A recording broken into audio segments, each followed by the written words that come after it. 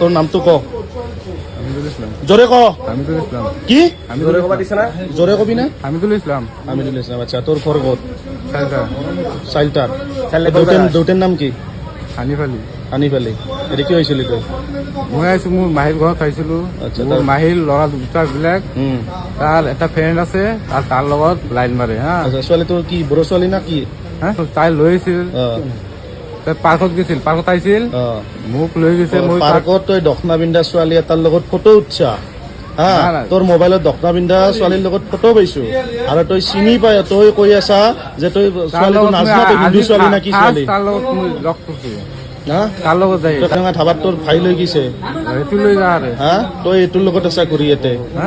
তই ইয়াতে ঘূৰি আছা তই ইয়াতে তাৰ ফ্ৰেণ্ড এটা আছিল তাতে, তাৰ লগত লগ কৰি দিলে হা? সেইটো আৰু কাৰ লগত বাৰ গৈছে। আপিটোৰ বয়স কিমান জানা না তই? কিমান আপিটোৰ বয়স কচোন?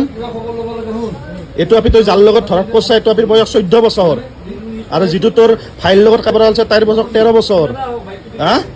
তোৰ বয়স কিমান হৈছে? 20 তোৰ লাজ লগা নাই তোৰ হা?